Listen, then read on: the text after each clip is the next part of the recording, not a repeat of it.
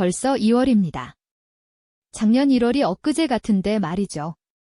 올해는 꼭 운동 시작해야지. 작심삼일이 된 지도 한 달이 지났습니다. 여러분도 이런 경험 있으시죠? 10살 때 여름방학은 영원처럼 길었는데 지금은 1년이 이달처럼 느껴집니다. 아침에 눈 뜨면 출근하고 저녁 먹고 TV 보다가 자고 주말에 빨래하고 장 보다 보면 월요일입니다. 그리고 벌써 12월입니다. 올해도 끝나가네. 이상한 건 젊었을 때는 이렇지 않았다는 겁니다. 20대 때는 하루가 길었습니다. 30대 때도 그랬습니다. 그런데 40대를 넘어서면서 시간이 갑자기 빨라졌습니다. 왜 그럴까요? 단순히 나이 탓일까요? 아니면 바빠서일까요? 오늘은 이 질문을 함께 들여다보겠습니다. 어른이 되면서 시간이 빨라지는 진짜 이유. 그리고 그 시간을 조금이라도 되찾는 방법까지. 대학교 1학년. 처음 기숙사에 들어가던 날이 기억납니다. 부모님이 짐을 옮겨주시고 공부 열심히 해 하시며 돌아가셨습니다. 그날 저녁, 룸메이트와 처음 밥을 먹으러 갔습니다. 낯선 학교 식당. 어디에 앉아야 할지 몰라 두리번거렸습니다. 그 학기가 얼마나 길었는지 모릅니다. 하루하루가 새로웠습니다. 처음 듣는 교양 수업. 처음 가입한 동아리. 처음 가본 술집. 처음 사귄 친구들. 모든 게 처음이었습니다. 그래서 하루가 길었습니다. 한 학기가 끝나고 방학이 되었을 때 벌써 하는 생각보다는 드디어 하는 생각이 들었습니다. 그만큼 한 학기가 길고 촘촘했습니다. 첫 직장도 그랬습니다. 첫 출근 날 회사 건물 앞에서 한참을 서 있었습니다. 내가 이제 회사원이구나. 첫 주가 얼마나 길었는지 모릅니다.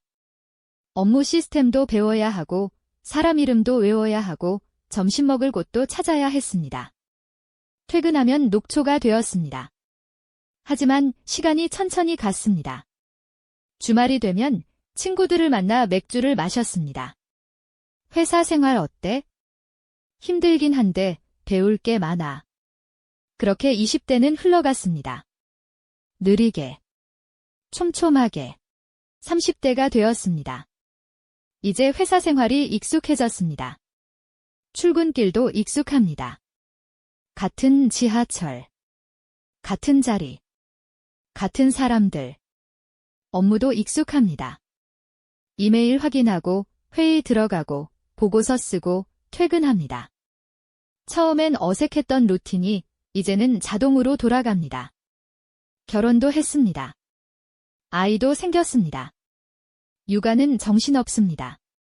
밤에 아이가 울면 깨서 달래고 새벽에 분유를 타고 아침에 회사 가고 저녁에 퇴근해서 목욕시키고 재우고 반복입니다. 하지만 이상한 건 이렇게 바쁜데도 시간이 빨리 간다는 겁니다. 아이가 벌써 돌이야? 벌써 두 돌이네. 어느새 아이는 유치원에 갑니다.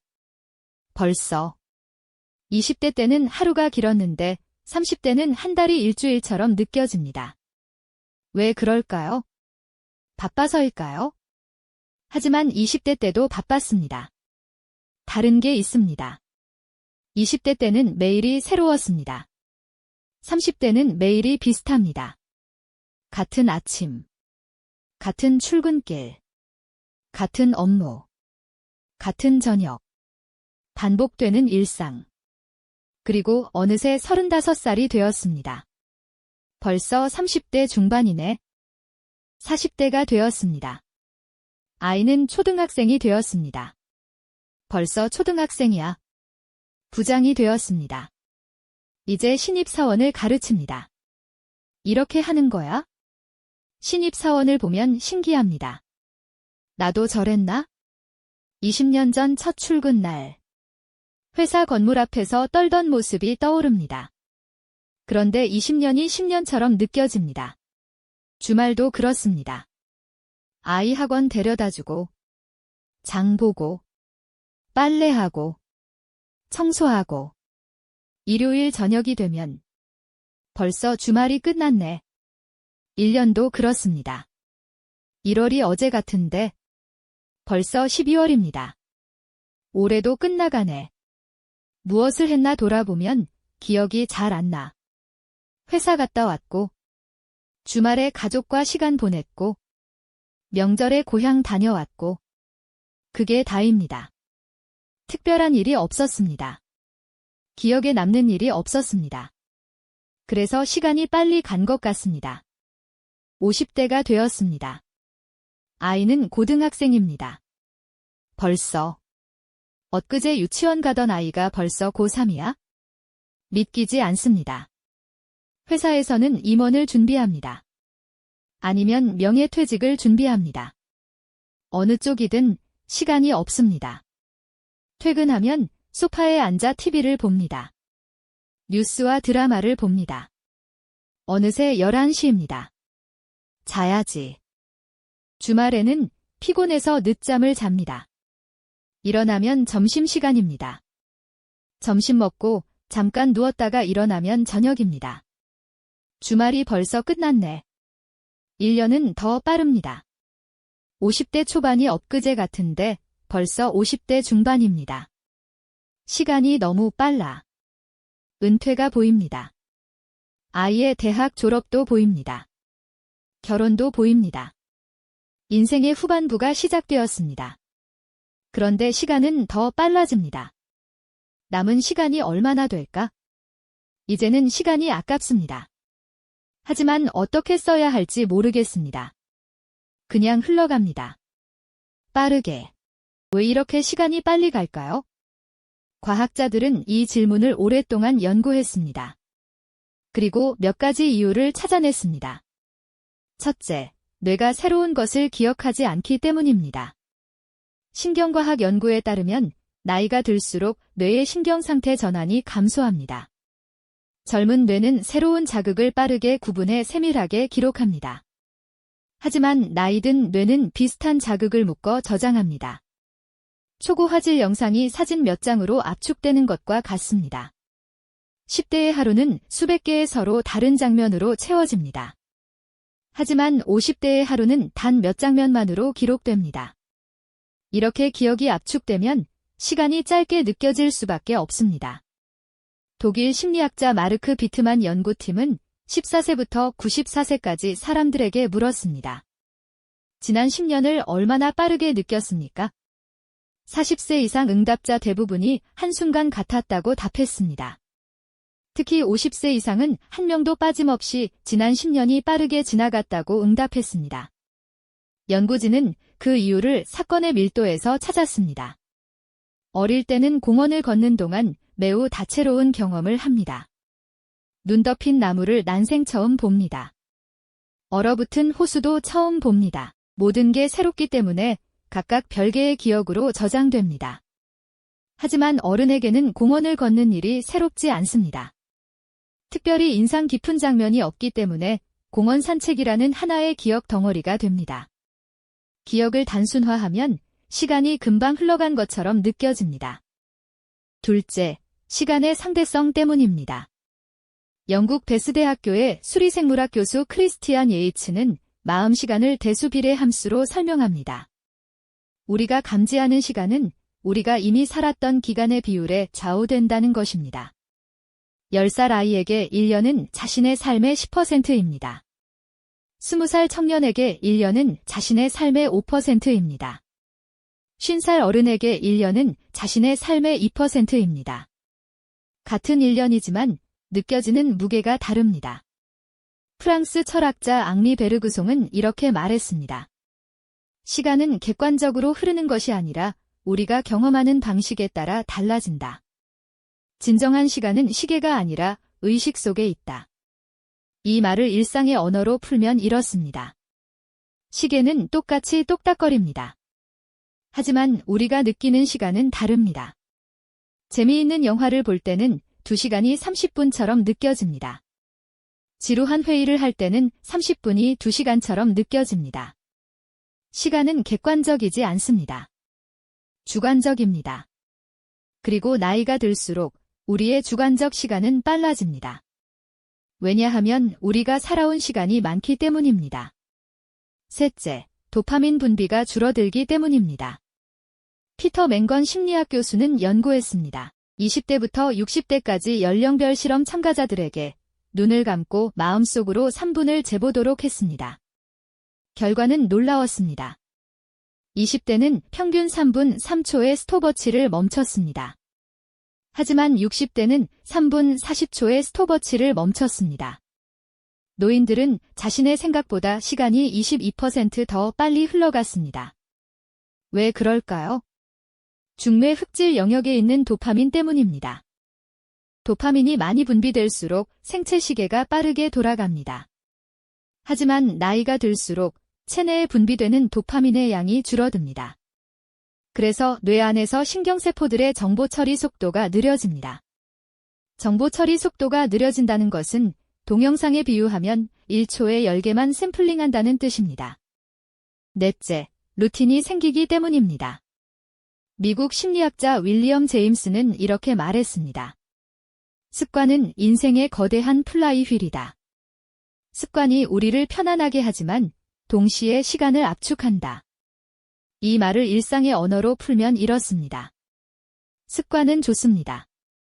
매번 고민하지 않아도 됩니다. 아침에 일어나면 자동으로 씻고, 출근길도 자동으로 걷고, 업무도 자동으로 처리합니다.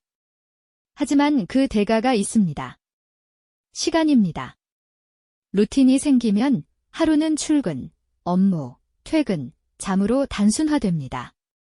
1년은 명절, 휴가, 연말로 단순화됩니다. 10년은 아이 키우기, 회사 다니기로 단순화됩니다. 기억이 덩어리화되면 시간이 빠르게 흐릅니다. 그렇다면 어떻게 해야 할까요? 시간을 되찾을 수 있을까요? 완전히 되찾을 수는 없습니다. 하지만 조금은 늦출 수 있습니다. 첫째, 새로운 경험을 만드세요. 뇌는 새로운 것을 기억합니다. 익숙한 것은 압축합니다. 그렇다면 새로운 것을 하면 됩니다. 매일 같은 식당에서 밥을 먹었다면 오늘은 가보지 않은 곳에 가보세요. 매일 같은 길로 출근했다면 오늘은 다른 길로 걸어보세요. 매일 같은 취미를 했다면 새로운 취미를 시작해보세요. 크지 않아도 됩니다. 작은 변화만으로도 충분합니다. 새로운 자극을 받으면 뇌가 다시 세밀한 기록을 시작합니다. 그러면 시간이 조금 느려집니다. 둘째, 루틴을 깨세요. 루틴은 편합니다. 하지만 시간을 빨리 가게 만듭니다. 일부러 루틴을 깨보세요. 주말마다 집에서 TV를 봤다면 이번 주말에는 산책을 가보세요. 매일 같은 시간에 자고 일어났다면 가끔은 일찍 일어나 산책을 해보세요. 매일 같은 음악을 들었다면 새로운 장르를 들어보세요.